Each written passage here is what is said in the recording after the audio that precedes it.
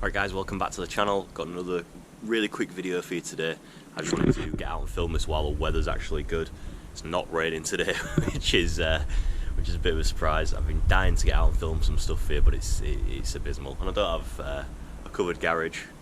Well, I do, but can't really get the car in it, so not without moving a lot of stuff around. And then I don't have a lot to work. Anyway, this quick video is just going to show you how how you can find and identify the cause of a parasitic drain. The principle works for any car, however some of the steps I'm saying are specific to the S60 of this generation, but the general principle is the same. You want to set up your multimeter in the same way that I'm going to show you, and then you want to do the same fault finding steps that I'm going to show you. The only sort of specific parts are I'm going to list what values you should be looking for, and also where the fuse boxes are in this car, because I thought I'd found them all. Turns out I'd only found half of them. There's 4 in here, which is ridiculous, but there you go. So real quick video, I'll show you the multimeter setup, and that'll then allow you to identify what drain you've got, and I'll explain the initial conditions that you need to have the car in. So just go ahead, I'll take you to the back, show you the multimeter. Okay, so as you can see here, I've gone to the battery compartment on the car. Again, this is the same for whichever car you have. All I've done is disconnect the negative terminal, and then what you want to do is you want to use your multimeter to make a connection between, because when you're measuring, you want to be measuring amps, and when you measure amps, you've got to do it sort of in series with. You can't just put, like when you're doing voltage, you can just put the probes across the negative and the positive terminals, and it'll give you the voltage. This, you've got to sort of be in the circuit, so you've got to make the circuit run through the multimeter. So what I've done is connected the negative terminal, the negative probe, to the battery terminal. Now if you've got this is like a £10 Aldi multimeter, but it does the job. If you've got one with crocodile clips on, just put your clip on there, and put your clip on the the other connections. But I have cable tied the long probe thing and just made it make solid contact, and as you can see, the it's made contact, the lights are on. So I've just done that on there, and then I put the negative one on the actual negative lead coming from the car. Again, I've just done the same. Made sure it's got good contact on there, and yeah, the circuit's working through it. Just make sure that negative lead doesn't either touch the negative terminal on the battery again, or it doesn't slip down and touch the body, because it could earth out. So what you want to do before you do that is you want to set your multimeter to the appropriate range so you don't blow it straight away. So I've got it set to, this isn't an auto ranging one. If you've got an auto ranging one, great. This is set to, I don't know if the GoPro will focus there, but set to the 10 amp or 20 M, it says. So that means it can read a max of 10 amps. You're not going to get anywhere near that. When the car's off, you'll be drawing probably less than an amp, depending on what it is. If you've got loads of computers in your car, then you might be a bit more. But anyway, so you can see at the minute it's measuring the draw. So on the Volvo, what you want to do is you want to have the boot open. I've already done this, so I'm not going to, but you want to have the driver's door open and wedge it open if you can, so it don't blow shut. You want to have the bonnet open, and then you want to lock the car with the key. And then what you want to do is you want to wait 10 minutes, 10, 12 minutes, something like that. So set a timer, and after 10 minutes the car goes into rest mode. And basically what happens then is all the computers are off, and it's just whatever's keeping the car ticking over. Now, when I did that, mine, I could still see on here, was drawing 0.2 amps, which is 200 milliamps. It should have been, and I found out online the value is 0.02 it should be drawing, so 20 milliamps. So it's 10 times higher than it should have been. So the way to check what's actually doing it and get a good reading is, I will mention as well, just make sure all your lights go off, like your dome lights inside, this lights go off. What I actually did was, just to make sure, is I pulled that out and disconnected it, pulled that out, did the dome lights in the cab went off, but I went underneath and did the footwell lights. And yeah, just make sure that they go off, and make sure you wait that 10 minutes, and it should be settling at exactly what it is. It'll go very stable.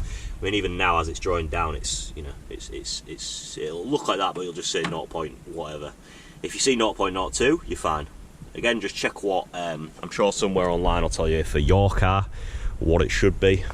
So yeah, find that value out, and then what you want to do to eliminate it is you want to start pulling fuses. So pull fuses one by one. So take a fuse out, reinsert it, And ideally you want to have someone measuring this, so you want to have a camera or something rigged up so you can see what's going on. But yeah, I had someone watching me while I did this, watching the multimeter while I did this, and you just want to pull it and say, has it dropped? No. Has it dropped? No. Has it dropped? No. And what you'll be looking for is, most likely it'll only be one system that's drawing it. If you've got a few drawing, then unlucky. You've probably got a few serious things going on. But in my case it was just one, so when I pulled it, it dropped dramatically. So it was staying at around 0.2 and it dropped to 0.01, I think. It was under what it should be. But yeah, and that's what caused the symptoms of this. The reason why I did this is my battery was going dead when I first got the car after a few days, and I thought, it's an old battery. I checked the code, it was made in 2014. It was a bit small as well, it didn't fit in the enclosure properly. I thought, yeah, I'll shell out on a new battery. Rich down at AutoWorks managed to sort me out with a good price on a good new battery from Euros. So many thanks. And yeah, so I got a new battery and I was like, hunky dory. And then it happened again. I went to go somewhere in the car and it died. So that was good. It cranked over really slowly and then it just stopped cranking. So I was like, okay, cheers. So I knew that there was some sort of parasitic drain somewhere. It was draining the battery. So, like I say, you want to start pulling the fuses one by one, see what happens. So, fuse location on this Volvo, you go in behind the left-hand side here, there's a fuse box in there. Hopefully you can see that. Just in there, it's a bit dark in there, but there's a fuse box in there. Again, just pull them one by one. So, the other locations in this Volvo, got one in here. You see that? So there's only a few in there, and you've also got one under here. I don't know if the lighting will be able to pick this up properly, but you've got one near your pedals. So how you want to get to that is to screw there. I can't really film this very well. There's a screw on the right side, screw on the left hand side, and the panel drops down, and then there's a fuse box right up inside it. It's really awkward. I moved the seat fully back. And yeah, I moved the seat fully back, sort of got myself in a real weird angle. I had some pliers to help pull in the fuse, some needle nose angle pliers. Put them on, yank them. Has it changed? No. Has it changed? Yeah, your head goes a bit funny. You're upside down for a bit, but mine actually turned out to be in there, so yeah, it's well worth doing that one. There's a lot of fuses in there. It's quite an important fuse box, which is a weird location to have it, but there we go. And then there's a fuse box in here as well. So you get your fuses, just pulls out there, and some fuse boxes there.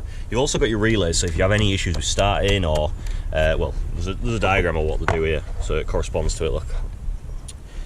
Preheater, auxiliary lights, oxygen sensors, PCV valves, you can read all that, and it correlates to this, and then you've got the relays here as well.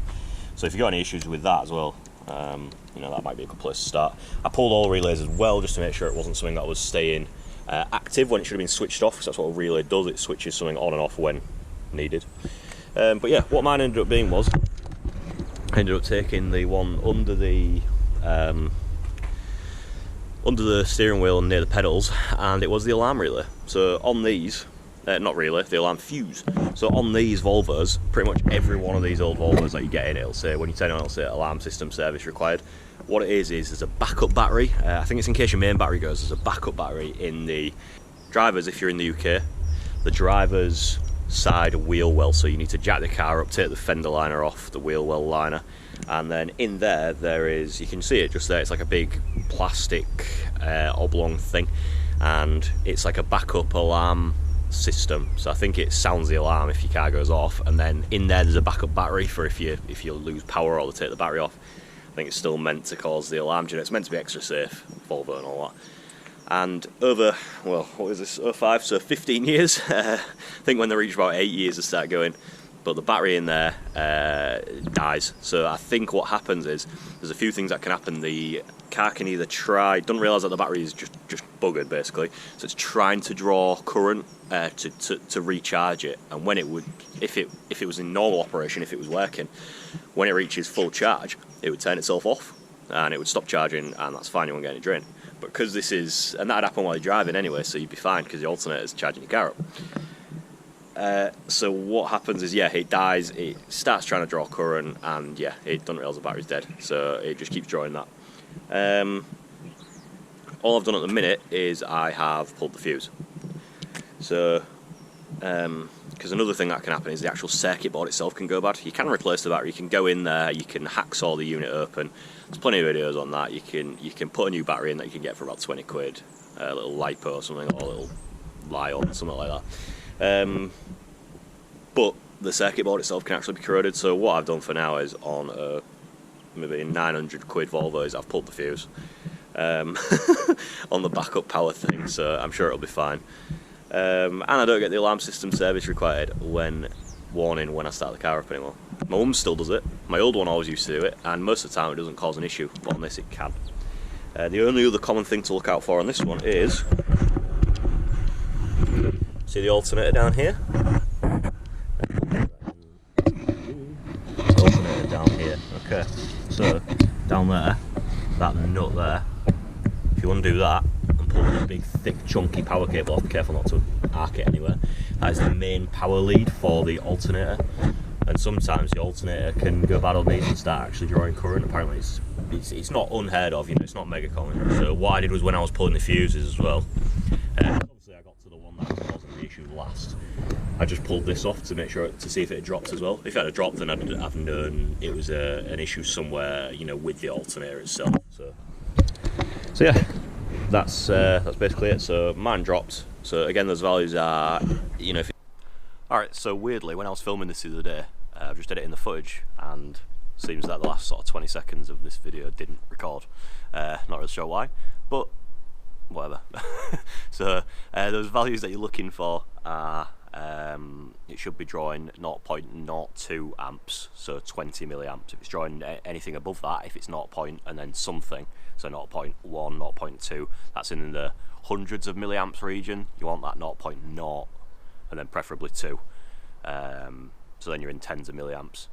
If that video did help you out, feel free to give it a thumbs up, comment if you've got any sort of knowledge on it down below, or anything that you thought I could have improved on, and please don't forget to hit that subscribe button. It helps me out massively, and I would very much appreciate it. So thank you, and I'll see you again in a bit.